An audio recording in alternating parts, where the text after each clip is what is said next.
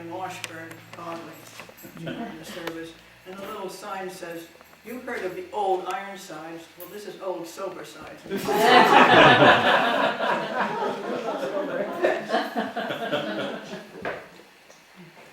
Would you like a And you chair? heard them talking about uniforms, and so I have to say to you, when I moved to my new home in Codling Road, I had so many things to take care of and throw away. Tried on all the uniform. This is the only thing that would fit me, so I'll put my hand on it. They're going to be serious about their servicing, but I'm going to sort of be lightheaded about mine, I think. Nice looking.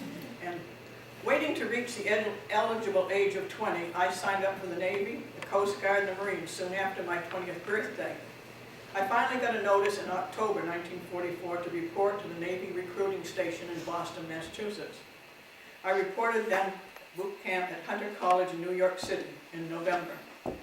For a young person who was born in a farmhouse, who always lived on a farm, and whose parents never owned an automobile, this was surely a different life for me. I was transferred to yeoman school at Iowa State College for office training. Of course, I received excellent ratings, and I had graduated from high school with a commercial diploma, and I worked in an office from the time I graduated till the time I entered the service. Although I signed up for some exciting jobs, which I thought I'd like parachute rigging, so forth, I was sent to Washington, D.C. to do office work. I learned then that I should have failed some of those courses in yeoman school, and I might have gotten what I wanted. I was quartered in 4 locations in Washington, D.C. at various times. Of course, you just moved when you were ordered to. You didn't ask why. As we sat at a desk all day, many of us took hikes through the Arlington National Cemetery.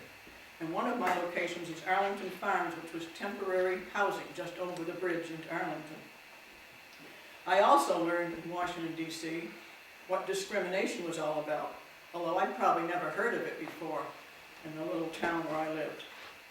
I worked for both civilians and for office personnel. I remember my office immediate supervisor was a lieutenant junior grade, and the civilian was a middle-aged lady named Polly, who had come from England. So we did have all of us moving in with the civilians working in Washington, D.C. I worked for the Bureau of Supplies and Accounts, recording shipments of material and so forth from manufacturers to many countries. Some of it to England, and some of it to Russia, of course. And I had 2 or 3 tidbits, I thought. When working in office in Washington, D.C., we were required to take classes regarding the status of the war. As I remember, this was 2-hour classes once a week to make sure that we knew what we were working for, I imagine. And then I was at the movies on my day off in April 1945 when the picture stopped and it was announced that President Roosevelt had died. Washington, D.C., I think, was a very different city for a few days. And then I was sort of, maybe about this, when General Wainwright was freed as a Japanese prisoner of war, he came to Washington, D.C. Each branch of the service was included in his parade on Pennsylvania Avenue. It was the one time that my unit was chosen for an event, although there were many such of those in 1945 and 46 as the generals and other people came back from the war. Then I'll get back to my enlistment when I started out here back in November. At 7 a.m. on November 2nd, 1944, I boarded a train in Providence, Rhode Island to go to boot camp in New York City. For lunch on the train, we were served liquor. Not liquor, liver. I worked for the liquor. I thought if I printed this, I'd be able to do it right. Now I have ruined the whole thing. I wish I could start that again. For lunch on the train, we were served liver. L-I-V-E-R. My whole Navy career was upbeat after that. I'll think about this tonight when I go home. I can't read a paper, Miriam. After discharge, I went back to the office where I worked when I was enlisted. As a civilian, I had to then decide what to eat for breakfast, which the Navy told me, when to make my bed, which the Navy told me, what to wear to work, which the Navy told me. So you see, there were some benefits for being in the service. And I'm now a member of Wage National, an organization for women of the Navy, Coast Guard, and Marines. So 55 years later from when I was in the service, we still sit and reminisce about those times. And please forgive me for saying the wrong word.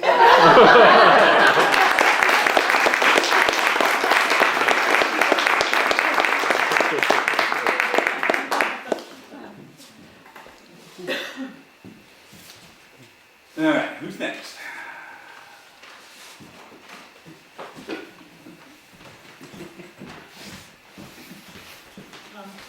I'm happy to be here, but I'm extremely nervous. I'm not a public speaker at all, and since I've never really gone over this information and prepared a good informational speech, I hope you'll be patient with me. There'll be sort of stops and gaps, I'm afraid. I think it's interesting that I left for the Army right from this school. I was teaching school in this Four Corner School in 1943. And I joined probably around March of 43, and they allowed me to finish out the school year because at that time the teachers were very in short supply. We were very naive. I think Mary mentioned that she came from a farm and so forth, and so did I. We didn't know much about the world. But I would like to mention that we were extremely patriotic. We volunteered. We wanted to do our share. We wanted to help. At that time, we were not as cynical about our politicians as we are today.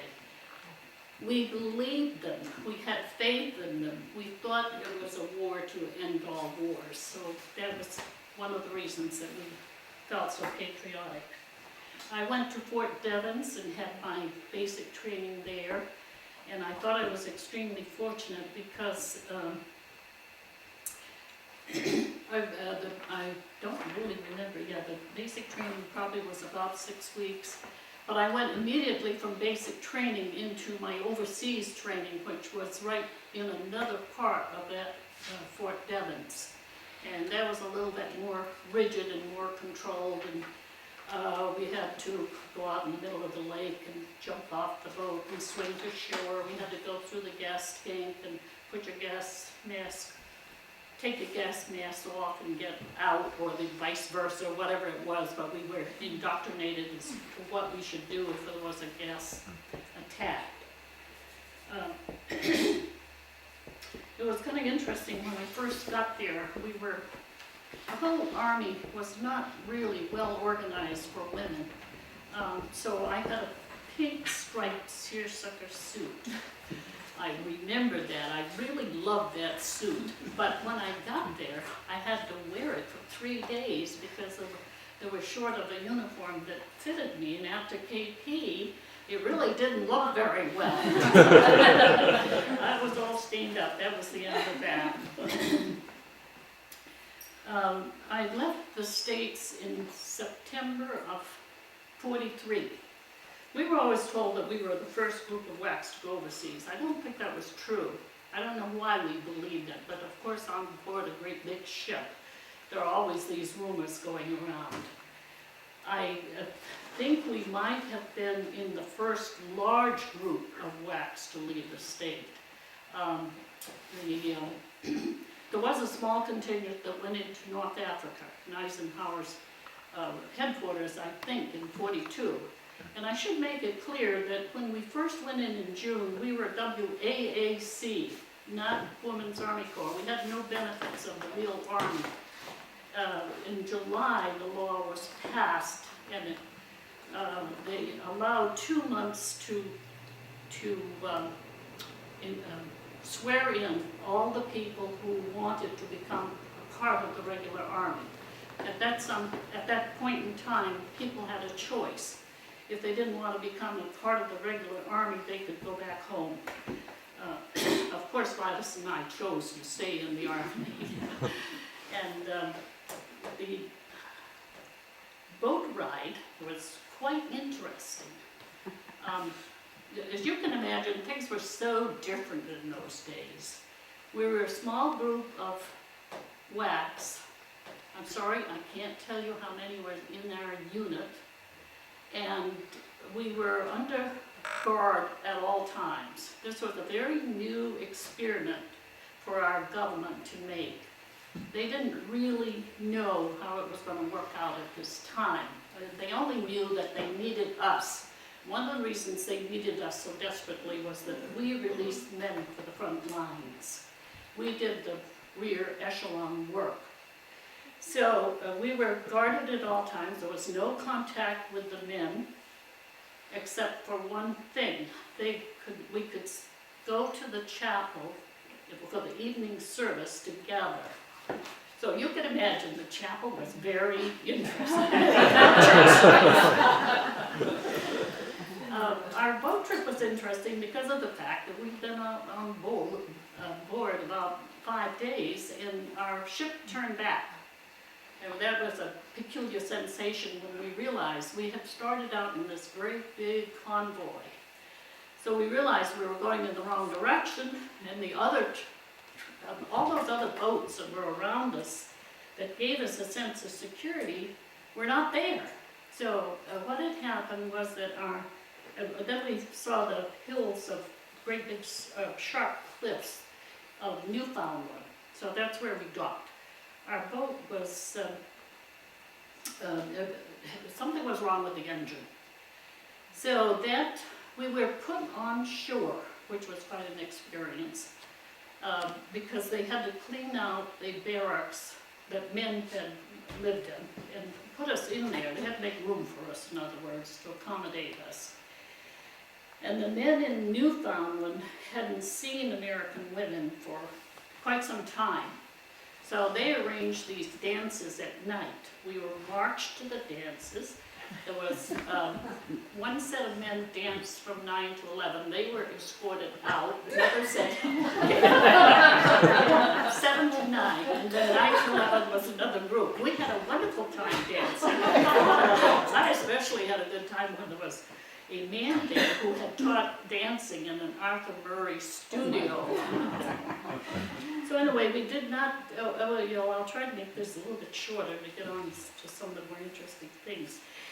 The second boat that we got on started out in the harbor. It scraped the bottom of the harbor. They sent down divers, and the divers declared the boat unseaworthy, and we were put back on shore. It was very fortunate, but they were able to radio a Swedish-American boat that had started out in the original convoy, and it was on its way back. And that boat came. We were marched down to the beach. We sat there all day. We had K rations. Finally, the boat steamed into harbor, and we were so happy.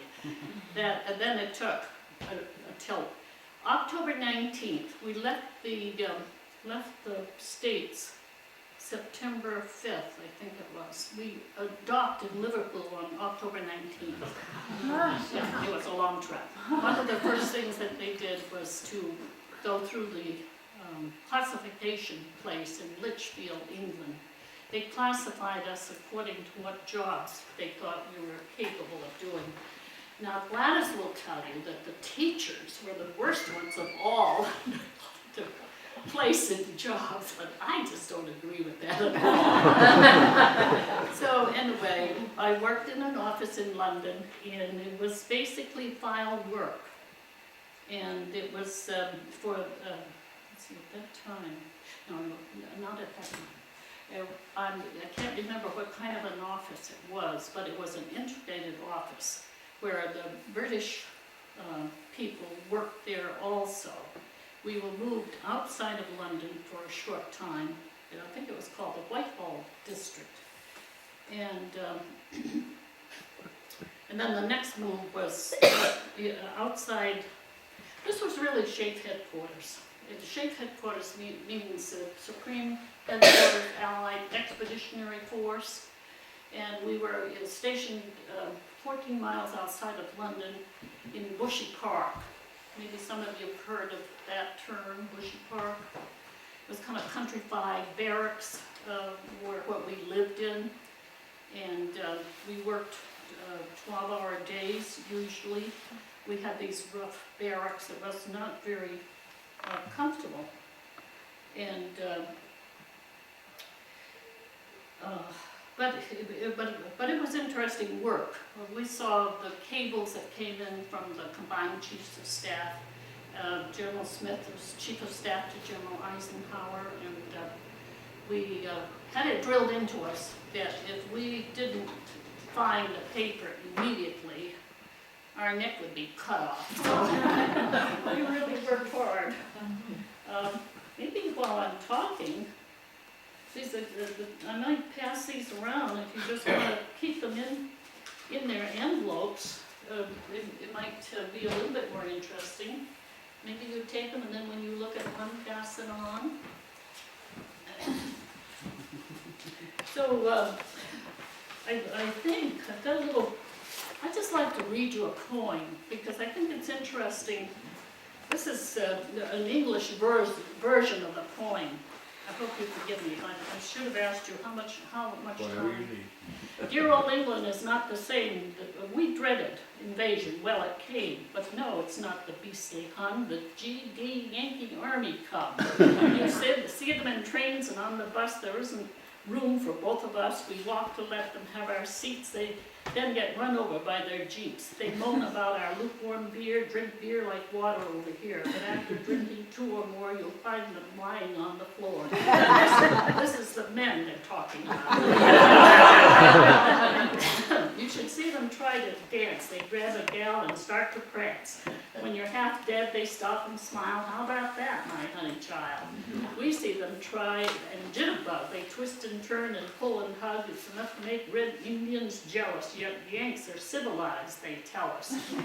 Yankee officers cause their smiles with light-colored pants you can see for miles. We wonder if they're micer men. Decide they're wolves, so avoid the den. With admiration, we would stare at all the ribbons that they wear and think of deeds so bold and daring that won the medals they are wearing. Alas, they haven't fought the Hun. No glorious battles have they won. That pretty ribbon just denotes they crossed the sea, the brave men in boats. The rest of it, but I'll leave that out. So in my next, I think Gladys was a little bit closer to D-Day than I was, because I was chosen to be on the rear echelon. The forward headquarters went down to Southampton, and then they followed in fairly close. But I didn't leave England until October 44, and D-Day, of course, was June 6, 1944. I was flown into Compiègne, and then by train to Paris, but I was not stationed there. I was stationed in Versailles, which is about 14 miles outside of Paris. And there I lived in what was called, I worked in what was called the Trianon Hotel. And behind the Trianon Hotel was a Petit Trianon where General Eisenhower had his office. And if any of you remember hearing about Kate Summersby, she worked in that office. I have the book, Past Forgetting. If anybody would ever like to borrow it, I'd be happy to loan it. During the time of the Battle of the Bulge, there were rumors that the Germans had weaseled their way into the Supreme Headquarters and that they were posing in American uniforms. So security was extra tight at that time. And sometimes General Eisenhower wanted a document from our files.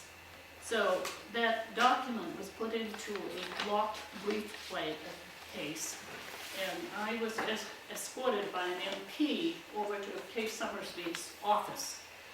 That was, I forgot to tell you about the V1s and the V2s while I was in England.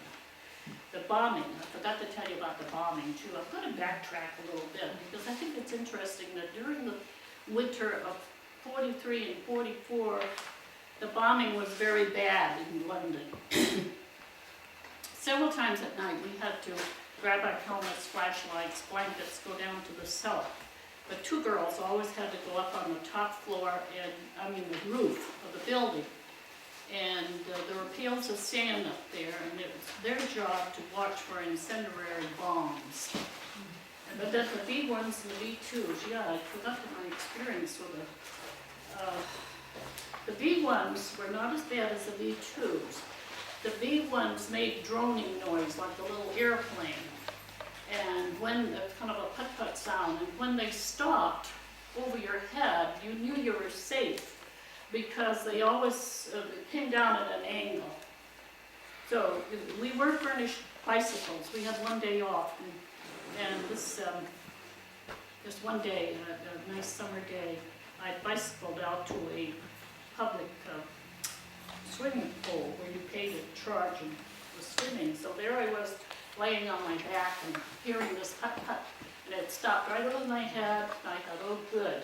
So pretty soon I heard the boom, but it wasn't in the swimming pool.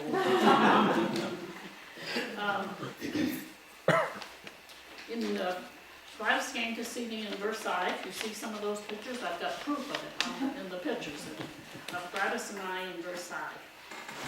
The next move was up to Reims, and there we worked in an old schoolhouse, the old Red School. We actually lived and worked in what was called it was the old Red Schoolhouse, where the peace treaty was signed.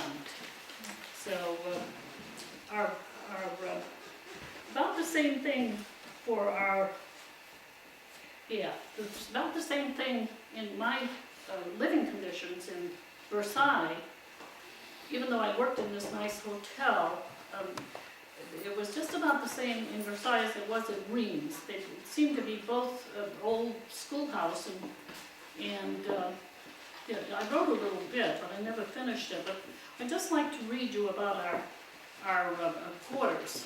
It was a depressing, bleak building. Its wooden doors closed crookedly with hinges protesting as though they had been slammed through countless years by impatient boys. This was a former boys' school. The mess hall was dark and cheerless. The inner courtyard.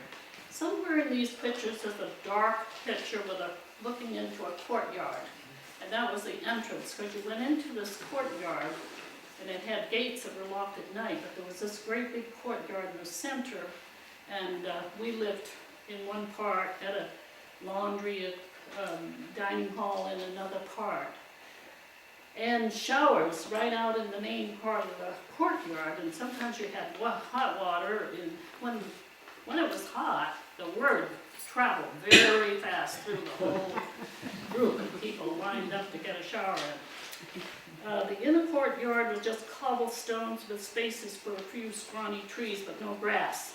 And one corner was a latrine facilities, a cold hut-type building with toilets and showers.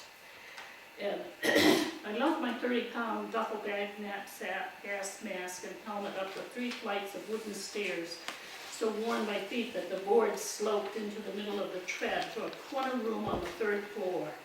My bunk was on the very outside corner of the square. I dropped onto the bunk with exhaustion and was meditating on this new situation when I heard a strange babble of voices.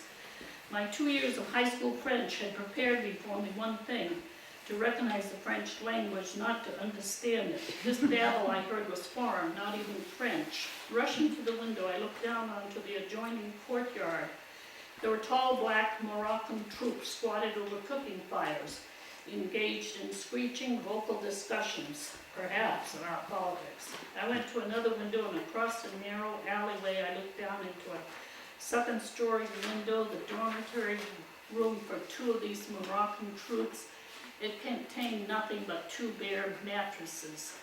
Well, anyway, the girls who had moved there before that I joined at this time assured me that these Moroccan troops had a high code of honor and that we did not need to fear them at all.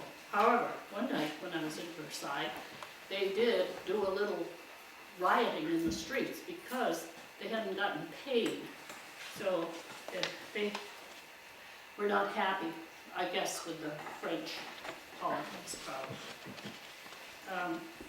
So in Reims, Reims was interesting. They had a beautiful cathedral there, and they had a champagne, you call it a factory, that we could go through. Yeah, that was interesting. But no champagne, of course, because the Germans had carried everything back to Germany. I think I'd like to mention one thing, that while I was in the service, I never saw a whack. There was never a whack in my group at all. I mean, a black. I'm talking about the blacks. I'm talking about segregation. It was very, very segregated. And it just, as we look back on it, it just seems so sad, and we have come a long way. However, there was a black group that was formed, and they did go overseas, and they were a postal unit. Now, maybe Gladys saw one or two on the streets of Paris sometimes, but I never saw any in Yes. But the postal unit did a wonderful, wonderful job, and I think perhaps they felt pressure to perform better, to prove themselves. Okay, I think so.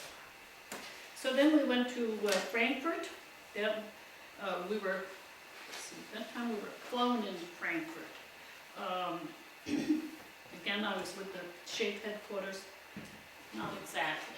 At that time, I was taken from that filing section to set up a filing section in, I think it was called O&E, GE, something like that, equipment and so forth. So then I,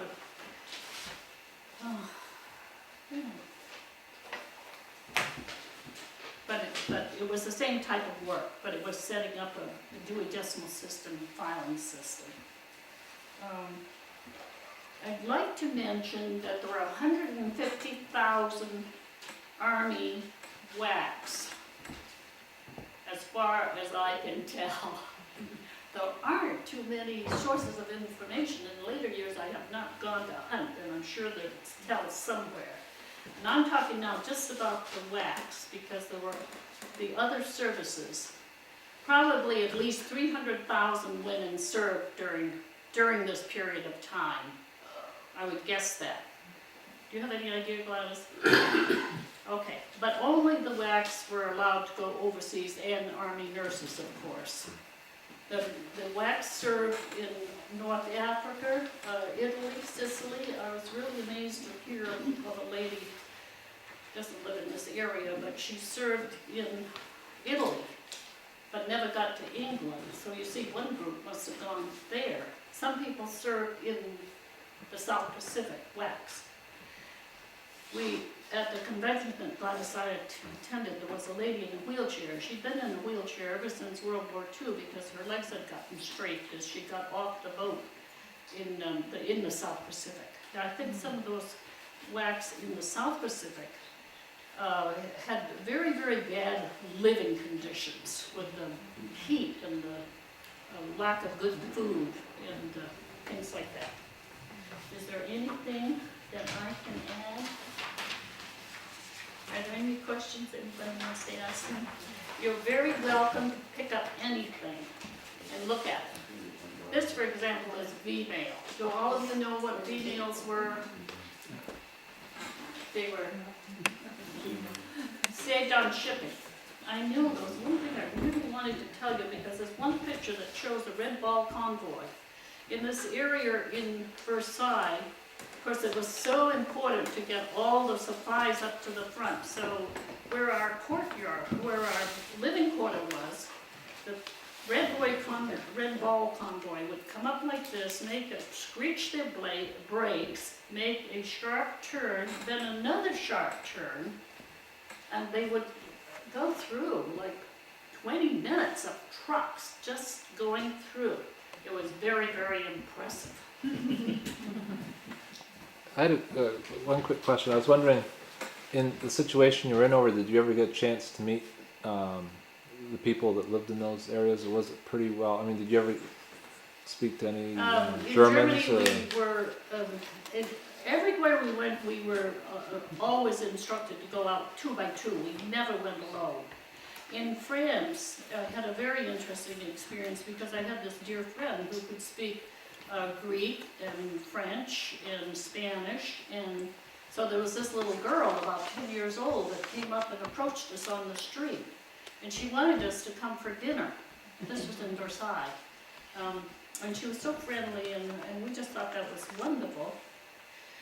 And think we went there once to meet the family first, then they wanted us to come back to dinner, and her father had been a doctor. He was a kind of a small man, but very plump and cheerful, and it just kind of made you wonder, how did these people survive during World War II?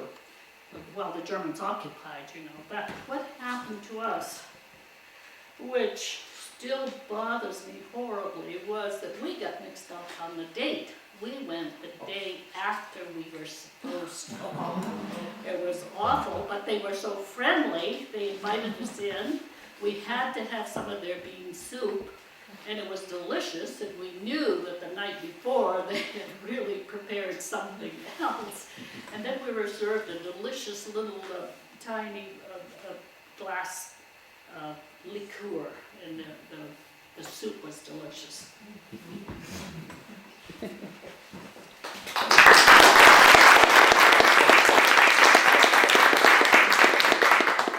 Now Gladys can tell you about chasing the German around her hotel.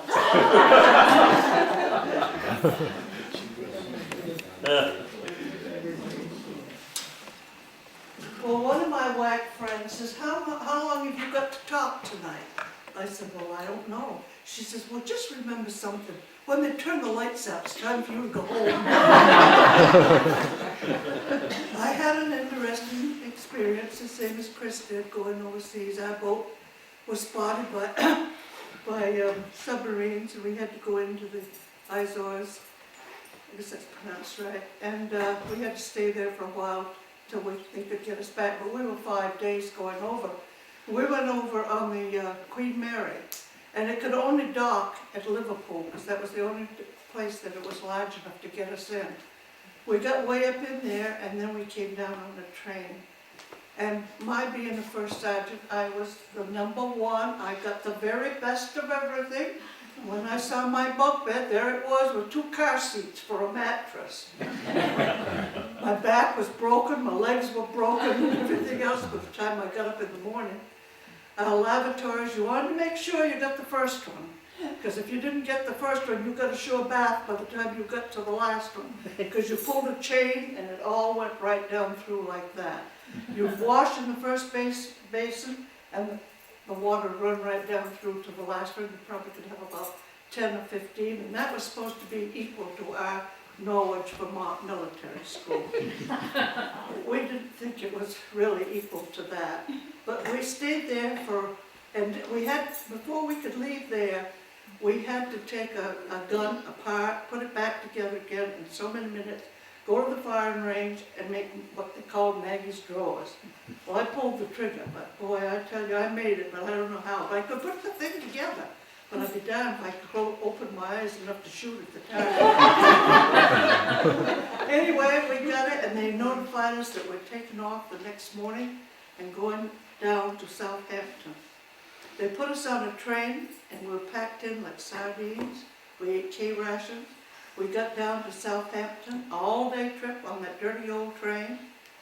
We got down there, and they told us there was a motor pool there ready to meet us, and they would take us from there to the docks. It was 3 miles. When we got there, that motor pool had been alerted 3 hours before we got there, and we had to march. And we had 85 pounds on our back. And as the girls would drop down in the front and practically faint, we'd have to, the ones, the cadre and the officers in the back would pick it up, and we were dragging all this stuff. We got to the docks, and they asked me what they were supposed to do, and I said, you can do what you want, but I'm collapsing. And the Red Cross came around with tea and let us, and served us tea and something. But then we found out that there wasn't an American ship that would take us across the channel. It was too dangerous. They didn't dare to do it. So we had a Norwegian ship called Leopold. They took us across all right. We were 5 decks below water. When the ship was in its regular prime day, it was a swimming pool. And we pitched hammocks all the way up. Number 1, I had to be number 1 on account of my rating. And they went alphabetically all the rest of the way. But we had 1 toilet for that whole 200 women. And we had the hammock, the 5th hammock was backed right up to that door. So every time somebody used that, she bounced right out. And the four of us would have to get out of our cots and get up there and lift her back up in there just on time to do it again. But we made it. We got across. We went into what Eisenhower called his apple orchard, which we had to be hidden from the Germans. And there was no lights, and you were hidden in the woods. And we had to walk as far as from here to, well, almost, I don't know, probably as far as King's house, to get to where we had to eat. And we had to go through paths in the woods. And if it rained, you had your mess kit, and the water came right down into your mess kit. You wet just the same. And then after you got your food, you had to walk in the rain again. And it rained every day. And you walked over to a tent where you could sit down and eat. And when you got ready to shower there, they did put up a tent for us. But they had little holes like that. The black people were on the outside. And they were stoking the furnaces. And they were looking through the little holes in the tent all the time because it was a gang shower, which means everybody showers at the same time. Well, it rained.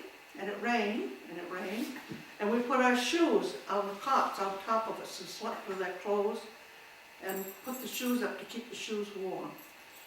They pulled us out of there and said we were headed for Paris. We went on this convoy, and I told this to somebody Saturday. They could not believe what I was telling them. It was an English outfit that was leading the group. And when they stopped every so many hours for us to go to the bathroom.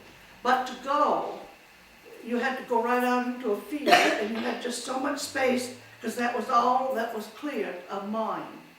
So you'd see women dropping all the way up through there, and over here were men going the same place. But that's the only way that it was safe for us to go. And that was an all-day trip. It was early morning till late at night. We were the first. And the outfit that I was in is the only outfit that ever went overseas, and that was a transportation outfit that had charge of the transportation. We got into Paris, they put us in this hotel. Oh, we thought that was the most glamorous thing, but we found out that place had been there for 6 years without any heat. So when I finally found Chris, I was so happy I could go see her. She was in this horrible old barracks that looked like Austin's barn up here. But she had a coal fire, and I thought that was wonderful. And she was glad to. We could only do that fire at night, once a day. But then she'd come down and think how lovely it was down. And we started burning up to any little scraps we could find, and a few chairs disappeared. But the way that Chris and I found each other was that my mother went down to the North Montpelier post office and got the mail. And she said, oh my, I've got a letter from Gladys. And Andrew said, I've got one from Chris. Well, Mabel, he called her. So they switched the addresses. And between us, we could get together. And we met over there. And that's how we met, was my mother and Andrew, her father, Stanley's father, exchanging the addresses in the North Montpelier cemetery. There I am, back on the cemetery. And so that's how that we got to meet each other. When we first got there, it was very, very strict. All the shades, the black curtains were hanging at the windows because you could not have any light in there in case that the Germans came over there at night. And my commanding officer came to me and she says, Parker, we got to do something. She says, the morale there is so low. She says, we're going to lose some of these girls. So we thought what we'd do, so we decided to have a style show. Well, we had gone over with all kinds of clothes. We had a yellow scarf and yellow gloves, and we looked pretty special. So anyway, we decided to mix and match. So we went around, and if you had a pair of fatigues on, you put a yellow scarf on. If you had something else on, you put your yellow gloves on. Well, we got it all done. We got right to the end, and it was almost time to start. We didn't have anybody that was going to model the lovely GI underwear. So I went around looking for everybody, trying to find out somebody to volunteer, and I guess you know when to do it. I had to do it. I got up on the 3rd floor, and we worked our way down the stairs, and the word came up the stairs that some of the officers, men officers, from the transportation tour building had come over for the style show. Well, I said, you got another thing coming, you think I'm going down there in this underwear? And I weighed about probably 10 pounds more than I do right now. And, well, there was nothing to do. I had to go, it was an order. So when we got down a little ways, I ran one of the girls' rooms, one of the bedrooms, and I pulled out her gas mask. And I put that and I went down and I paraded right in front of them. And they never knew until a short time ago, when I put that in one of our whack papers, that I was the one that had the gas mask. We were very short of food. Mabel spoke about the Red Ball Highway there, and they would get stopped, and they would take a lot of our food. We were down to a half a slice of bread at a meal. That's all we had for bread, was a half a slice. But one of our girls did some scavenging, and she got a great big can of Spam, out like that, and one of orange marmalade, and one of crackers. So when it was all dark at night and everything was quiet, about 4 or 5 girls would come in my room. We'd sit there with a flashlight. We had Spam and crackers, and we got along with that. But I hadn't been there very long when they kept sending in more wax all the time. We didn't have room for them. We had them in the corridors. We had them everywhere. So finally, I said to the office, and I'm standing on, I said, we've got one room on the top floor. And I said, it's locked, and I don't know what's up there. She says, you get the key and go up and find it. So I got the key, and I went up. But this little Frenchman went up with me. He was on the elevator, running the elevator. We got off on the top floor, and he went this way, and I went that way, because I knew where the room was. I unlocked it, and I went in there, and I grabbed just as much as I could grab. We needed that room, and it was filled with uniforms. German uniforms. And in the pocket of one uniform was a note that I had written to my commanding officer about something that she had to do, and it was in that pocket. So I grabbed it, and I was on the top floor, and he started coming up the other way, and I knew he was going to catch me. So I started going down the stairs, and he got in the elevator, and I was going around fast as I could go. But when we got down to the second floor, I knew he'd caught me. There was no way that I could go any faster. So I had my arms full of uniforms and everything I could grab, and I ran in one of their bedroom, one of the rooms, and crawled under the bed, and I laid there for about a half an hour, at least it seemed like an hour. And finally, I got up and I went down, and I got it into the commanding officer, and they called the Emhs. They had a shakedown the next day, and we lost about 2/3 of our French help in that building, because nobody trusted them after that. And then it went on for a little while. We were still black. And, our officers all lived in another building quite a ways from us. And they had to go back at night. When they went, I had 200 women that I was responsible for, raids or no raids. So they told me that they would call me. They went after dark, which they were not supposed to do, the officers. They got over there and they never called me back. So this other sergeant, I went and got her, and I said, we don't know where she is. We don't know if she ever got back or not. We went out and we had to hang out the buildings and go like that to get up through, because it was so dark and there's so many GIs and French girls there. We were bumping into them all the time. And I went to cross the street, and as I crossed the street, a bullet hit me right in my helmet, landed on the ground, and I'm down here trying to get it. And this perfectly good speaking American said, did you drop something, Sergeant? I couldn't even see him. I don't know how he saw me. But he picked up my helmet. We got over there, and she was washing her hair. She'd forgotten to call us. So she came back, and she stayed that night with us. And then from there, we, let's see, what did we had several close calls. We had one girl that was captured by the French people, and they held her for quite a while. And then when she got back to us, she got away and she got back to us. And when she did, I had to sit all night with some kind of I don't know what I had something big in my hand, so that they would not go up the stairs trying to take her away.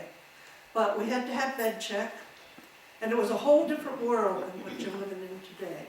We had to have bed check, and everybody had to be in, and if you went to the opera, which we had tickets for, about 3 or 4 could go to the opera, and I'd wait to see who was going to go. Nobody claimed the ticket, so I get another girl, and we'd run like the dickens to the up and run like the dickens to get back before bed check.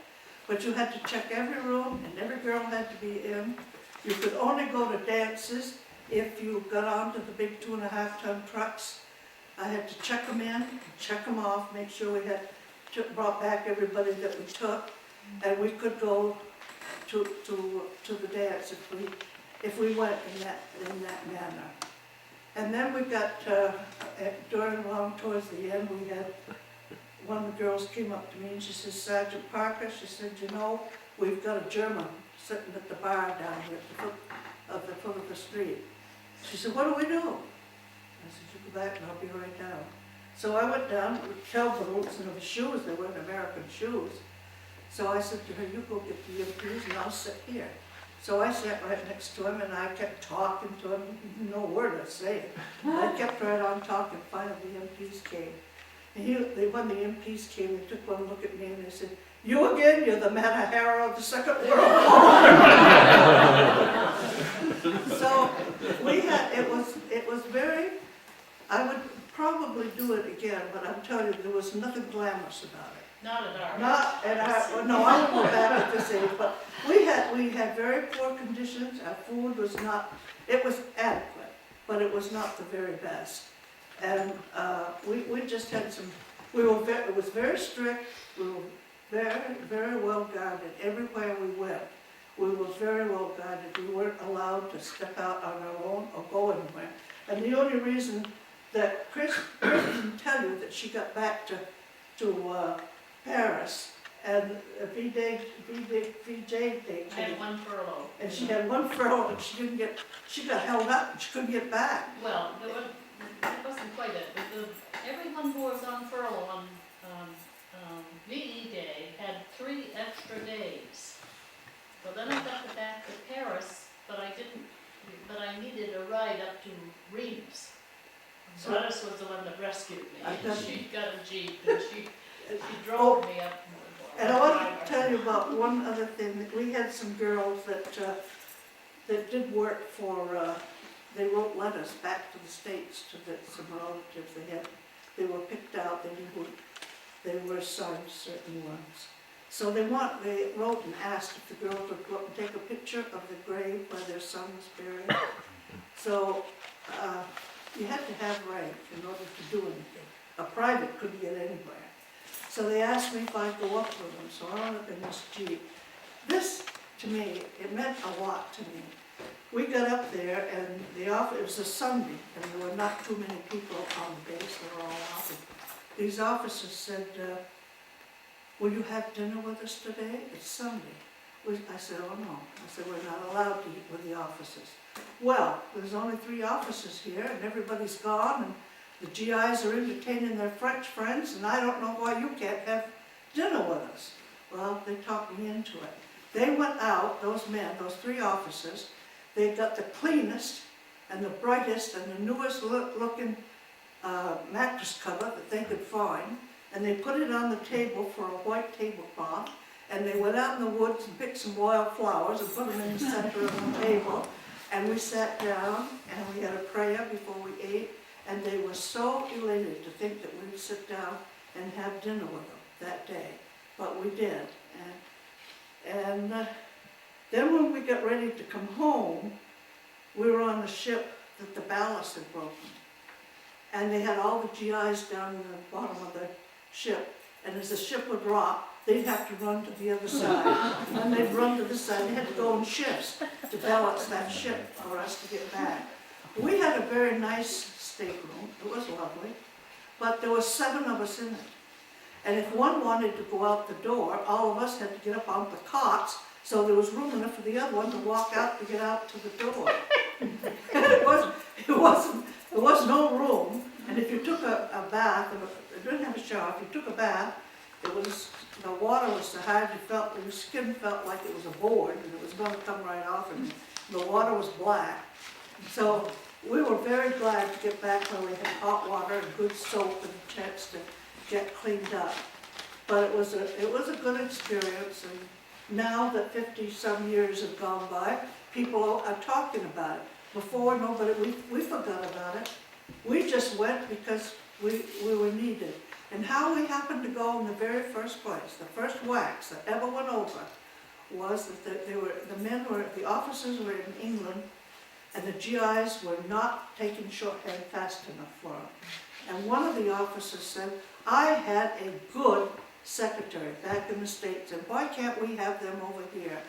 And he said, well, we don't know. So they sent over, and they got 3 whacks to go over, and they were secretaries, and one of the generals walked in, and he said, if that's what the whacks are all about, send for a whole company. So they sent over for a whole company. And we were ready to leave down in Virginia, but we couldn't go until we'd staged the 45th Division. And that meant every one of those men had to have all their uniforms and all their clothes, and all their records had to be done, and everything ready for them to leave. The minute that they went out of there, boy, we got our orders, and we were right behind them. But we had to wait until they made sure. And when we first went in, Chris didn't tell you, but when we first went in, Chris and I got 21, and I imagine you did too, $21 a month was what our pay was when we went in. Weren't you at 20? I'm sorry, I've forgotten. Yeah, well, it was 20, I know it was. It was 21. I agree with that, but you can only spend $2, you can save the other 19. But that was the way it was. We got $21 when we first went in. And it took a lot of courage. Lena Dudley's store, she said, you go in the service? And I said, yes. She said, well, if there was anybody in this village that was going, she said, you'd be the one I'd pick out to go. So that's about my story. And I would like to tell you about this. Chris and I had the opportunity with 94 of us in all. 2 years ago, we went to Washington to the dedication of the Women's Memorial. There was 38,000 women on that street. And we just, as one man, yeah, there are few men, and we just had a simply wonderful time. And one lady that was with us, she said, well, I've just spent a mint of money traveling through Europe. Been gone 3 weeks. But she said, I didn't have as good a time as I've had the 4 days I've spent here. And that's a picture of our, and then I wanted to show you this. In Washington, at the monument, you can go in. I've got to have mine updated, and Chris got to have hers too. But you can go into this monument, and you can, both my granddaughter and my grandson have been, and I've got another grandson going this year, and that's the 8th grade from U32, and you go in and you give them my serial number, and they have a big screen, just like a big television screen, and your picture comes right out like that on the screen. I think you can get it with just a name. Well, there's 2-3 ways that you can get it, but anyway, I've had 2 of my, Is that in Arlington, Gladys? yes, The and entrance to the Arlington National National Cemetery. Cemetery. But a better picture of that memorial, and it's on one calendar, way over to the Yeah, I've got a right. calendar with it. Right there. That is a picture of the way that the boat to go over on the Queen Mary. That's walking up the gangplank with 85 pounds on our back. And I'm telling you, that was a big road. I think you didn't, you went by boat. Some of them flew, but we didn't. But any of these things that you're free to look at, and there's some of the calendars that show you the different branches of the service and how they, what they look like. Well, I'd like to add just one thing to Ruth Lane's benefit, and that is that we certainly appreciated the boxes of food that we've got, the little treats. We never, we didn't really have very much over there that was candy and stuff like that, so I know you probably sent me something. And that's the town We got an choir. orange at Christmas time. Remember And that was, Gladys? yes, One orange. the little, yes, we got those ditty bags too. That's the town crier, and that was a paper that was put out here locally in East Montpelier Village. My sister was the editor of it, and Clover Page was on it. And we'd have, every time we get one of these, you'd have a hard time figuring out just exactly what they were talking about, because somebody move in that you didn't know anything about. And they'd say so-and-so is living in such and such a house. So finally I wrote my mother, and I said, the next time you write me a letter, tell me who used to live there, not who lives there today. Because what was happening, the ships were going down. And when they go down, I might get a letter that was she might have written 5 letters in between the last one and the one I got, because the mail had all been destroyed. And I also want to tell you about one of our girls, what her duties were. She was in a room that was completely dark. There was no windows or anything. And it had the whole world around on the walls. And she had little pegs. There were other girls doing it too. But she'd follow those ships. And as they moved so many knots, she'd move that peg up until they knew exactly all the time. And I had to be, again, the first one down for breakfast, and I could walk in there. I could tell by the expression on their faces how many we'd lost at night, or if we hadn't lost any at night. Because they'd come in so gloomy, they knew 2 or 3 ships had been sunk during the night. And then I'll tell you about one other thing. We had this girl, this lady from, I think she's from Washington. And her brother-in-law came through, and she wanted to know if he could eat with us in the mess hall. So we set up a table quite special for her. He was from the Pentagon building. And he came in and he visited with us, and we had a full table. She picked out where she wanted to sit at the table with him. And he said, I'm going to be gone just exactly 1 week up to the front lines. He said, I have to go up and do a report on the ovens where they gassed all the Jews.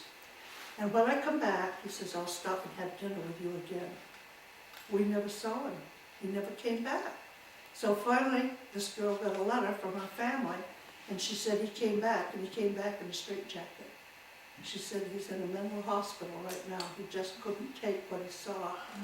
And my officer came out to me one day, and she said, we have to go to the hospital. She said, my brother-in-law's commander is dying, and he wants to tell me what a brave soldier my brother-in-law was. And she said, will you go with me? Oh, sure, that was nothing, I could do that. So I went with him, but we got in the wrong hospital. And the ward that I got into was no arms and no legs. It was a basket case. I just stood there, I didn't know what I was going to do. So I put a big smile on my face, and I walked down like that, and over like that, and back up. And all of a sudden the nurse came to me, and she said, will you go back and speak to this one soldier?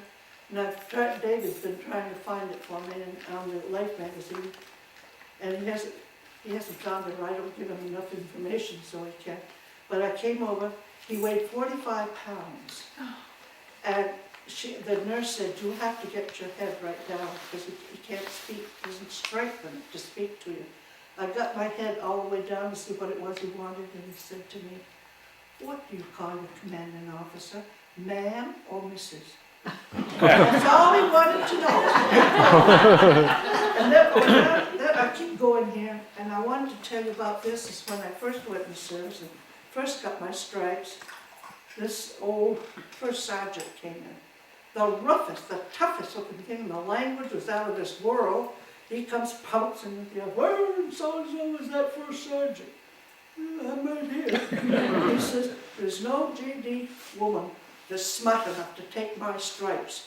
He said, and I don't approve of women in the service. And he was just terrible. And then he reached in his pocket. And he was from Africa. He'd been coming back to be retired from Africa. He said, I decided when I really heard that there was going to be a women in the service, that the first woman, and it was a swear word, that I found, I'd give her this dish. And I've had it on my shelf ever since.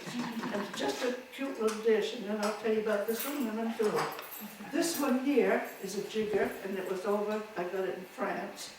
And I used to have to go once a week with a load of girls to the hospital because they'd write letters back home.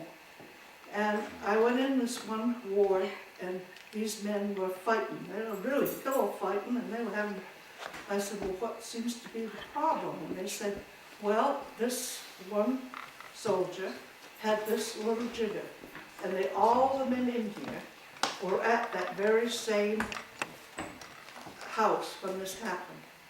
And he said, they can't decide who's gonna have it. And the fellow put his hand up and he said, that sergeant over there is gonna get it. So I got it to stop the fight.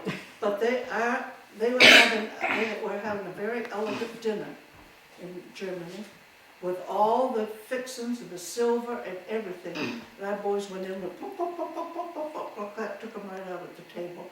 And one of them grabbed this. And so I've had those two dishes on my sideboard all these years. And if you got any questions, I'll answer them. If you haven't, I'll sit down before you turn the lights out. Yes. How did you get to be a sergeant? Oh dear, do I have to tell you? I'll tell you, when I first went in, we wore World War I clothes. There was no clothes for us whatsoever. And we were all privates. We all went in as privates. But we had our personnel records showed what we had done. And of course, I'd been in 4-H, I'd been in the Grange, and I'd worked in an office, and I had all these things that I'd done, and it was all on there. So when after we'd gone to school, we went to school in East Commerce, Texas. That's my education, was in Teachers College in East Commerce, Texas. I tell them that's where I went to college.